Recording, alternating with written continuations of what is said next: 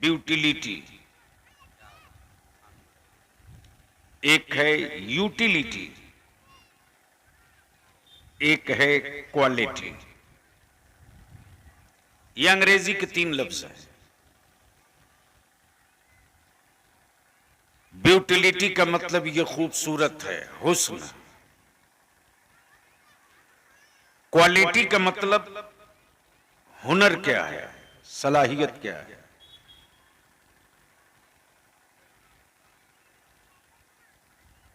आप में क्या खूबी है। यूटिलिटी, इसका इस्तेमाल क्या है। तवज्जो चाहो। इंसान की जिंदगी में यही 3 पड़ाव है। बेटा आपका है तो उसकी पहली चीज की क्वालिटी क्या है। बेटा बहुत खूबसूरत हो, आवारा हो, कोई इस्तेमाल नहीं, और बेटा बहुत ही काला कलूटा हो और पायलट हो तो जहाज उड़ाने की क्वालिटी है।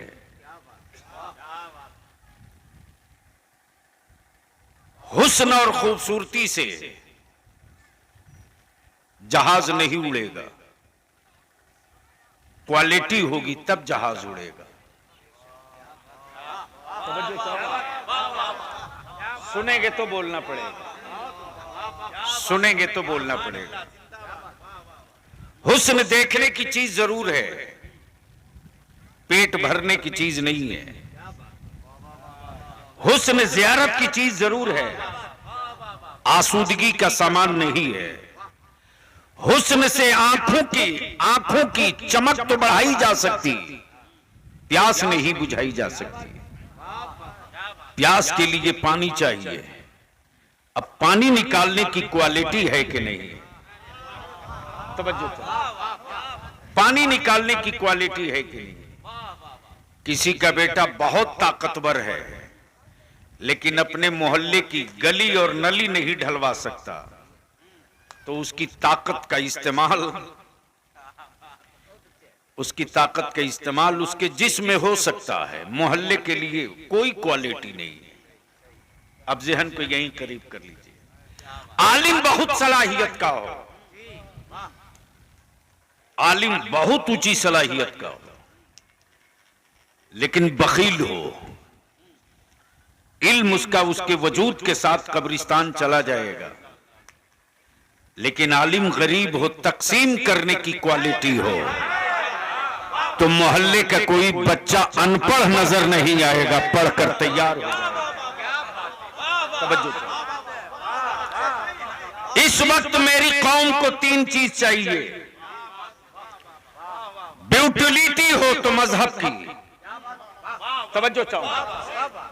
खूबसूरती हो तो मिल्लत की, हुस्न हो तो इत्तेहाद का, और क्वालिटी ऐसी हो कि भारत के और मुल्क और समाज का कोई भी ऐसा शोबा हो, अगर आवाज दिया जाए कि फला शोबा, फला विभाग छूटा है, टूट रहा है, तो मुसलमान का बेटा कहे अभी मैं मरा नहीं हूं, जिंदा हूं, बचाने के लिए आ रहा। क्वालिटी बेस औलादे हो, क्वालिटी बेस बेटियां हो, क्वालिटी बेस मुआशरा हो, क्वालिटी बेस सोसाइटी हो। लेकिन यहां समझाएगा कौन। पैसा होगा तो बिरयानी खाकर मुसलमान आपस में लड़ेगा, कौन समझाएगा। दुनिया की सारी कौमें हमसे लड़ रही हैं और मुसलमान भी कितना बहादुर है कि ये भी आपस ही में हमसे लड़ रहा है। कमाल है। मुफ्ती साहब, मौलाना साहब तकरीर चाहे जो कर ले, खूंटा तो यहीं गड़ेगा। जिद का खूंटा उखाड़ के फेंक दो, वरना तेरी नस्लों को उखाड़ दिया जाएगा। जिद का खूंटा बहुत जलील होता है, मोहब्बत का सामियाना कभी नहीं खड़ा होगा। इसलिए अगर थोड़ी सी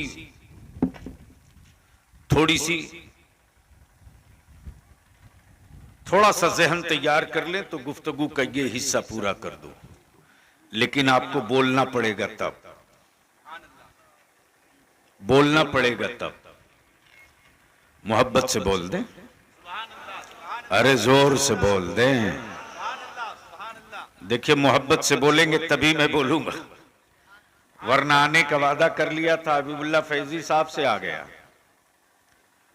और दिक्कत यह है कि अभी मैं हूं यहां जरूर, लेकिन अभी पटना भी जाना है, कुछ काम निपटाना है, फिर भागना है किशनगंज के लिए।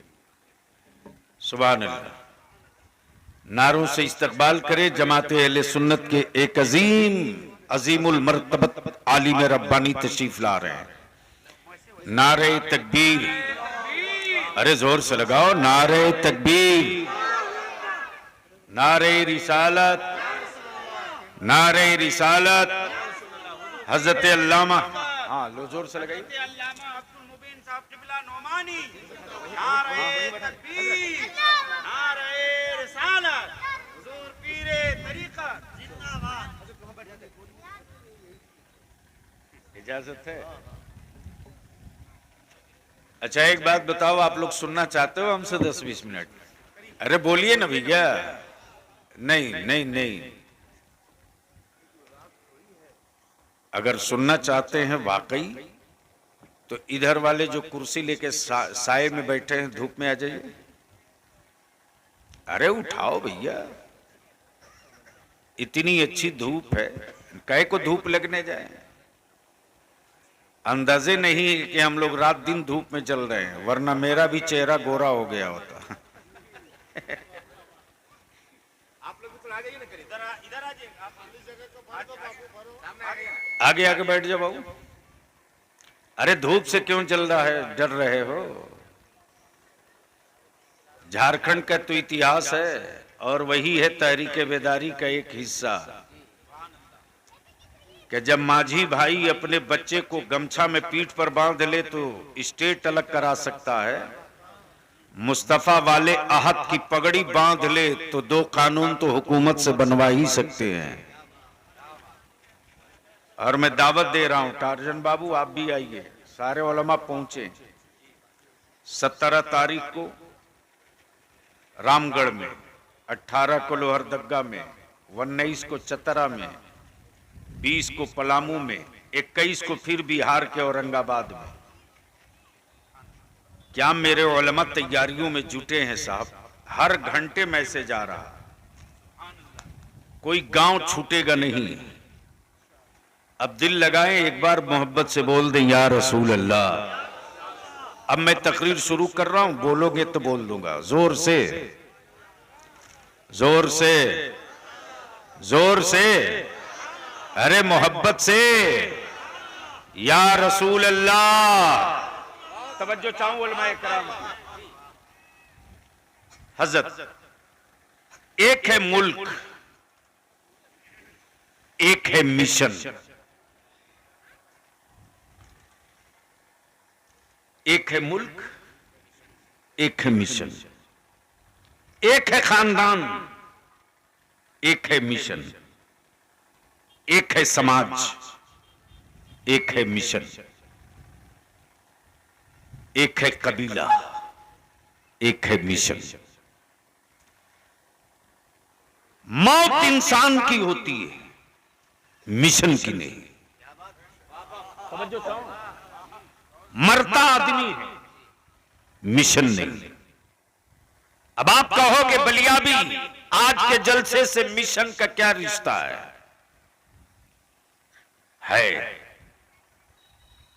आप कहेंगे कि मुल्क का क्या रिश्ता है।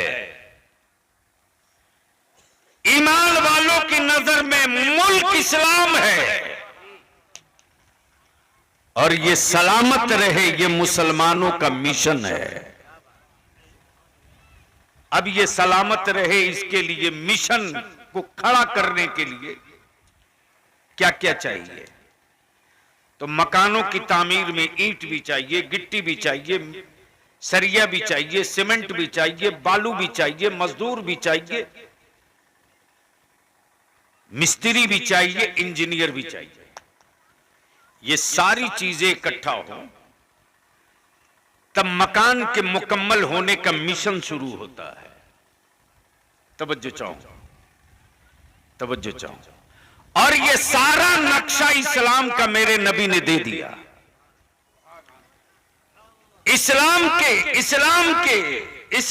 के वजूद में, इस्लाम के नक्शे में हराम क्या है वो बता दिया। ए भैया इसको हटाओ ना प्लीज, इसको एकदम हटा दो। हलाल क्या है, जायज क्या है, नाजायज क्या है, गुनाह क्या है, ये सब समझा दिया, वो सब बता दिया। तुम्हारे ईमान और अकीदे की इमारत महफूज कैसे रहेगी, उलमा ने बता दिया, अइम्मा ने बता दिया, फक़हा ने बता दिया, सुलहा ने समझा दिया। अब ये तुम्हारे ईमान की इमारत पर हमेशा चमक बाकी रहे, ये बरेली के इमाम अहमद रजा ने समझा दिया। अब इसको ये इसी जगह रोक लीजिए। आदमी मरता है, मिशन नहीं मरता। आदमी मरता है, मिशन नहीं मरता। बात बहुत बड़ी करने में जा रहा हूं, गरचे मजमा छोटा है, बात बहुत बड़ी करने जा रहा हूं, बात बहुत बड़ी करने जा रहा हूं। शायद इस पर फिर बवाल होगा। आदमी मरता है, मिशन नहीं मरता। हमारी मस्जिद लूटने का एक मिशन तैयार हुआ 1935 में। हमारी मस्जिद लूटने का मिशन तैयार हुआ 1935 में, लेकिन बचाने का मिशन नहीं तैयार हुआ। लूटने वाले मरते रहे, मिशन नहीं मरा। लूटने वाले दुनिया से जाते रहे, मिशन नहीं जग गया। लूटने वाले दुनिया छोड़ते रहे, मिशन नहीं छोड़ा। लूटने वाले हर हथकंडे इस्तेमाल करते रहे कि मिशन कमजोर न होने पावे। दुनिया ने देख लिया कि मुश्किल से 70 से 80 साल लगा, 80 साल के अंदर अंदर उनका मिशन पूरा हो गया। मैं आपके ज़मीर से पूछना चाहता हूं, मैं आपके वजूद से पूछना चाहता हूं, इस्लाम तो मिल गया आपको, नबी का इश्क भी मिल गया आपको, मस्जिदों के मीनारे भी मिल गए आपको, लेकिन आपके बच्चों के वजूद में इस्लाम बचा रहे, इसके लिए मिशन क्या है आपके पास? इसके लिए क्या मिशन है आपके पास? आदमी मरता है, मिशन नहीं मरता। लोग मरते हैं, मिशन नहीं मरता। हाफिज मिल्लत ने एक मिशन तैयार किया था, मुजाहिद मिल्लत ने एक मिशन तैयार किया था, रईसुल कलम ने एक मिशन तैयार किया था, मेरे गरीब नवाज ने एक मिशन तैयार किया था। आंदोलन नहीं होगा, होगा तो नजरों से होगा। एहतजाज नहीं होगा, बात होगी तो तसव्वुफ में होगी। कोई हंगामा नहीं होगा, लेकिन दिल पलट दिया जाएगा, दिल पलट दिया जाएगा, वजूद पलट दिया जाएगा। अब ज़हन को थोड़ी सी करीब कर लीजिए। रईसुल कलम ने अगर मिशन का शामियाना खड़ा न किया होता तो आज गुलाम यासीन फैजी ना होते, हबीबुल्लाह फैजी ना होते, मौलाना शरफुद्दीन फैजी ना होते, मौलाना शहादत हुसैन फैजी ना होते। आज जो गांव-गांव में एक धूम मची हुई है मुस्तफा के इश्क के तरानों की, माफ कीजिएगा, ये नक्शा नहीं था, ये रईसुल कलम का मिशन था। ये नक्शा नहीं था, रईसुल कलम का मिशन था कि कल तक जिस मधुपुर गिरदो नवाह को मोरम और पत्थर से पहचाना गया था, आने वाले दिनों में मुस्तफा के इश्क के हवाले से पहचाना जाएगा, रसूलुल्लाह की मोहब्बतों के हवाले से पहचाना जाएगा। उसी मिशन की एक बुनियाद पर डाली जा रही है मदरसा बागे आयशा। मोहब्बत से बोल दो, जोर से बोल दो। मैं वो हिस्सा, आखिरी हिस्सा पेश करने जा रहा हूं कि सुनने के बाद आप रोक नहीं पाओगे। वो क्या है? जब दुनिया को पता है कि मदरसों में टूअर, यतीम, गरीब, मफलुकुल हाल, मुफलिस बच्चे ही आते हैं, ठीक है। और यह भी दुनिया जानती है कि ज़कात से, फितरा से, खैरात से, सदका से चलता है। ठीक है। यह भी लोग जानते हैं कि पढ़ते गरीब हैं, पढ़ाते गरीब हैं। यह भी लोग जानते हैं कि मुठिया का चावल ही है जो बच्चों का पेट भरता है। और ये भी लोग जानते हैं कि इसके पास न कोई सोने का पहाड़ है, न चांदी का कोई टुकड़ा है। फिर मदरसे के पीछे पूरी हुकूमत, पूरी लॉबी, पूरी ईडी, पूरी सीबीआई, पूरी आईबी क्यों पड़ी है?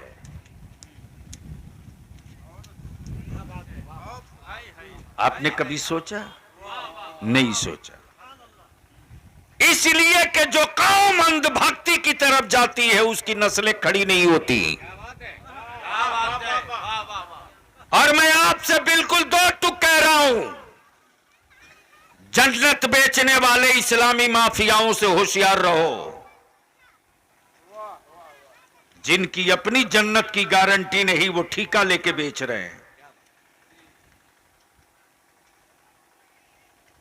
ये कड़ा और सख्त जुमला जल के नहीं, जरूरत के तहत कह रहा हूं। इस्लाम ने नबी का आशिक बनने का हुक्म दिया है, अंधभक्त बनने का हुक्म नहीं दिया है। लेकिन कुछ लोगों ने मेरे बच्चों को अंधभक्त बना दिया। मैं मानता हूं चादर अकीदत है, चादर अकीदत है, लेकिन तालीम मेरी नस्लों की जरूरत है। चादर नहीं चढ़ाओगे तो आखिरत बर्बाद नहीं होगी, लेकिन बेटे अगर जाहिल रह गए तो तेरी आखिरत भी बर्बाद हो सकती है। संगल और लंगर ये अकीदत थे। मेरी बेटियां गरीब बाप के कांधे पर बोझ न बने, ये इस्लाम की जरूरत है। मेरे अजीज, क्यों घबराहट है कुफ्र को मदरसों से? टार्जन बाबू, ये आपके लिए। मैं तो कहता हूं कि बलियावी यूनिवर्सिटी में नहीं पढ़ा है, कॉलेज में नहीं पढ़ा है, लेकिन हां, उस गोद में जरूर पढ़ा है, उस गोद में जरूर पढ़ा है जो वजूद कभी हाफिज मिल्लत की गोद में भी खेला है, सदरुल शरिया की गोद में भी खेला है। तो जिस एक फकीर के सामने बेसरो सामानी के आलम में दीन मुस्तफवी को की तशहीर और तबलीग के लिए जो हिंद का सबसे बड़ा इदारा खड़ा कर सकता है, और जिस हाफिज मिल्लत की मैं बात कर रहा हूं, उस हाफिज मिल्लत के मशीर भी कैसे कैसे थे। इतनी गर्माहट के बाद भी इतनी धीमी आवाज, आवाज़े बुलंद बोलिए मोहब्बत से, या रसूल अल्लाह। तवज्जो चाहूं बस आखिरी गुफ्तगू।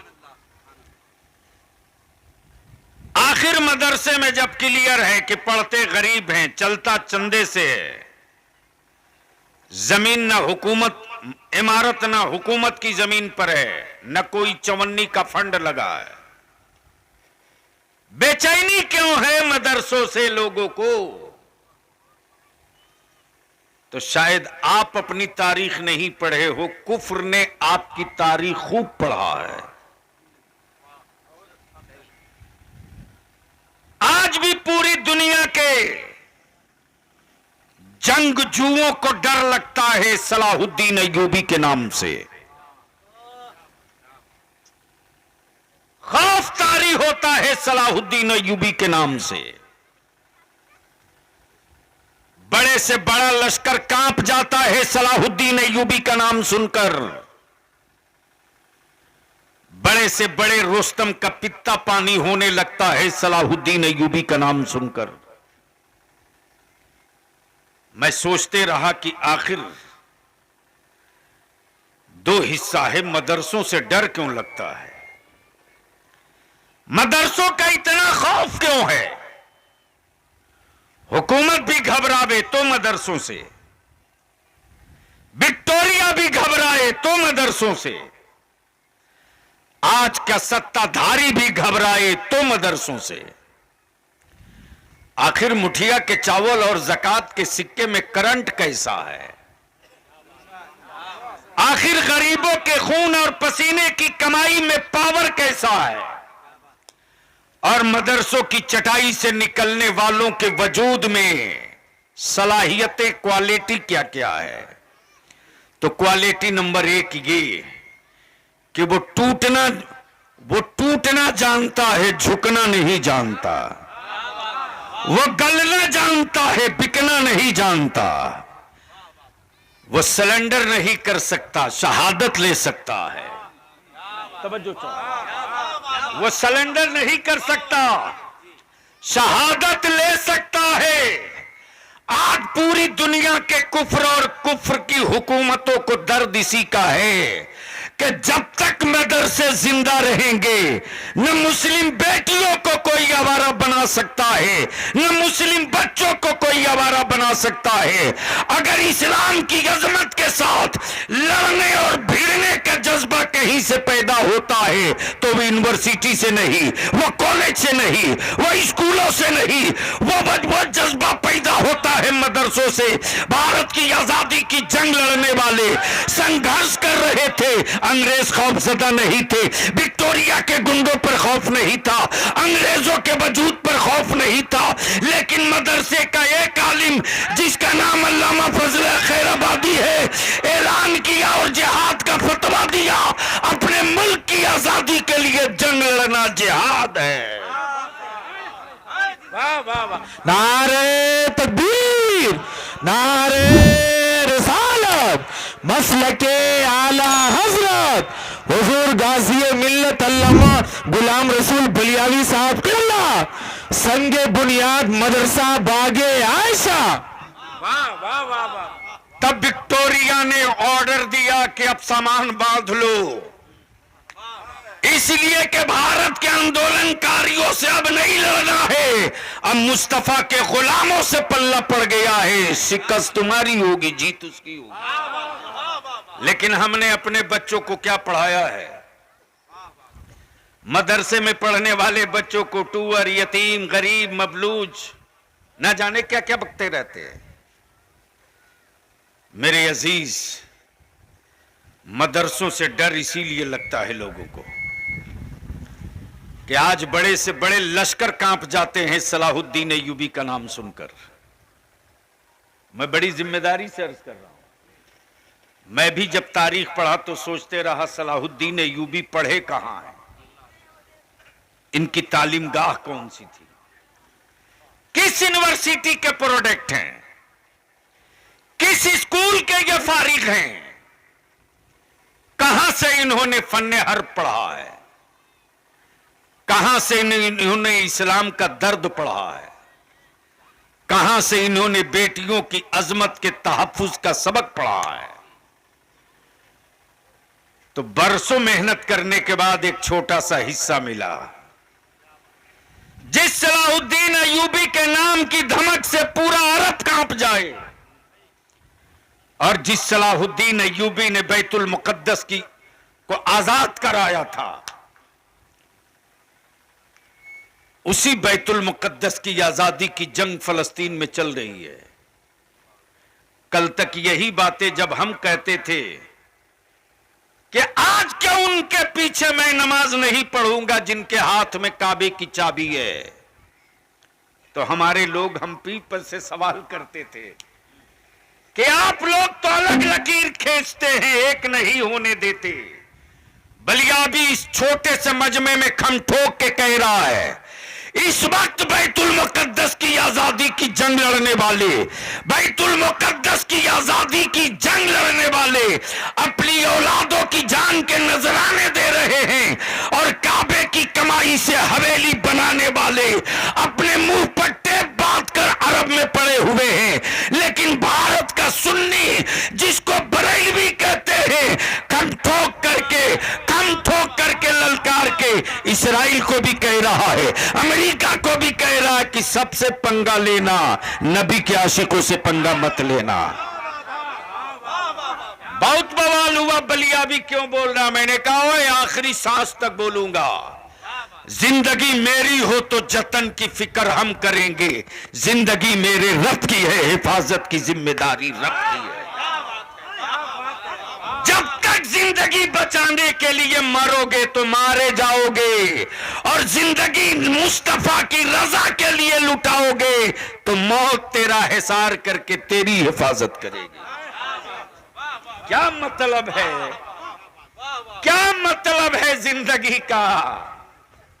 जब तय है कि पैदा हुए हैं तो मरना है, जब फिक्स है कि जो सबका इलाज करता है मौत से बचाने के लिए वो भी मरता है, वरना डॉक्टरों को तो मौत नहीं आती। अरे बोलो ना भाई, आती है कि नहीं आती? इसका मतलब है डॉक्टर हो कि मास्टर हो, मरना तय है। तो जब अपनी जिंदगी अपनी है ही नहीं है तो इसके जतन के लिए इतना पापड़ क्यों बेलना है? ईमान और अकीदा मजबूत कर लो। रब की दी हुई जिंदगी है, वो राजी हो जाए तो ये सब वसूल हो जाए। मैं सोचते रहा आखिर सलाहुद्दीन अय्यूबी पढ़े कहां से हैं, ये जुनून आया कहां से, ये नक्शा बनाया कैसे, ये क्वालिटी आई कैसे, ये ब्यूटिलिटी दिखी कैसे, ये यूटिलिटी आई कैसे? तो बहुत मेहनत के बाद एक चैप्टर मिला,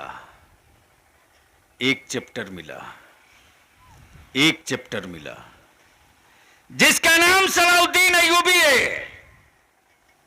वह किसी कॉलेज यूनिवर्सिटी का पढ़ा हुआ नहीं है, तालीम मदरसे में हुई है, और पढ़ाने वाला मुदर्रिस कोई और नहीं, पीराने पीर गौसे आजम अब्दुल कादिर जिलानी है।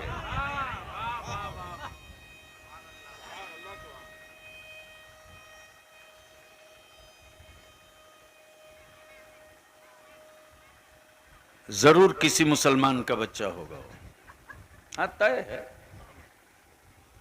हाँ, कोई गांव बचा थोड़ी है।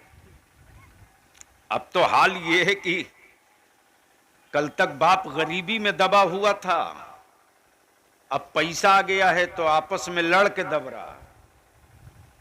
इसलिए हम आपसे विनती करेंगे, गुजारिश और इल्तिजा करेंगे। आदमी की मौत होती है, मिशन की मौत नहीं होती। लोग मरते हैं, मिशन नहीं मरता।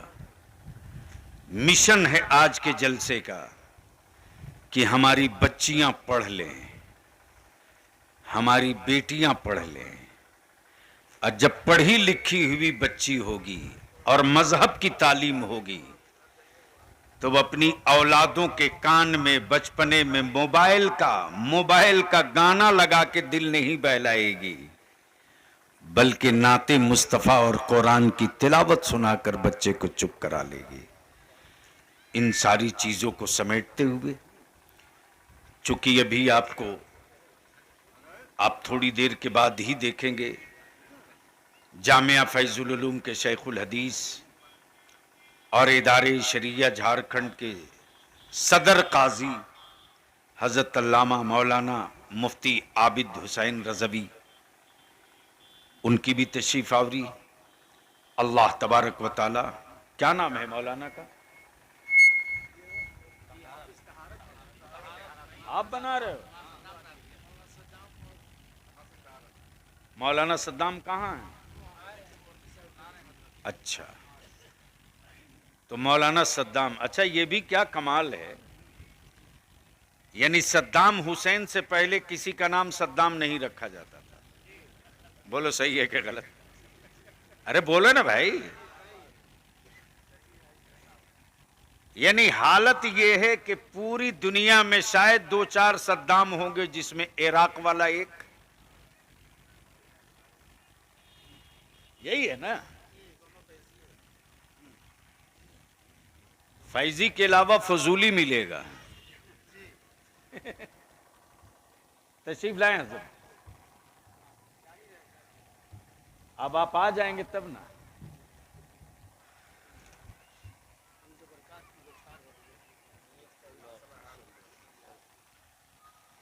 तशरीफ रखें। तो मैं क्या कह रहा था? अरे बोलो ना भैया। यानी पूरे झारखंड में शायद एक को नाम सद्दाम होगा, लेकिन एक सद्दाम खड़ा हुआ अमेरिका के